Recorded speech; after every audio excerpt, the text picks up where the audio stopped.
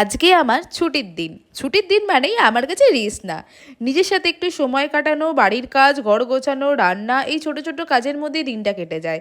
কিন্তু আজ এই কাজ করতে করতে মনে পড়ে গেল, প্রথম যখন চেন্নাই এসেছিলাম তখন কত চিন্তায় ছিলাম। একদম অচেনা জায়গা, নতুন পরিবেশ, ভাষা আলাদা, ভাবতাম কি করে সব ম্যানেজ করব। অনেকে ভয়ও দেখিয়েছিল, মনে হতো এখানে থাকাটা কঠিন হবে। কিন্তু এতদিন থাকার পরেই শহরটা নিজের মতো হয়ে গেছে। তবে চেন্নাই আর কলকাতায় একরকম নয়। কলকাতায় সারাক্ষণ একটা চঞ্চলতা ভাব থাকে, এখানে সেটা কম। সকালে ঘুম থেকে উঠে লাল সূর্য দেখা যায়, পাখির ডাক শোনা যায়, বিকেলটাও অনেক শান্ত থাকে। বাসার জন্য এখানে সমস্যা হয় মাঝে মাঝে, কিন্তু এখানকার মানুষ অনেক হেল্পফুল। অনলাইন, রাস্তা বা বাস হোক, আস্তে আস্তে সব বুঝে নিয়েছি।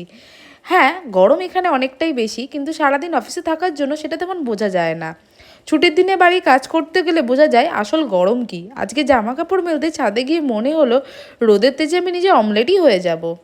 সব জায়গার মতো এখানে ভালো দিকও আছে, আবার কিছু অসুবিধাও আছে। কিন্তু সত্যি বলতে এই শহরটা আমাকে অনেক কিছু শিখিয়েছে। নিজেকে ম্যানেজ করতে, নিজের ওপর নির্ভর করতে।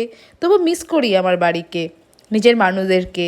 একলা থাকার মধ্যে যেমন শান্তি আছে, তেমনি একলা থাকার মধ্যে একাকিত্বটাও তো আছে। এই দুই মিলেই আলাদা রাজ্য থেকে নিজের স্বপ্ন, নিজের পরিচয় গড়ে তোলার গল্প।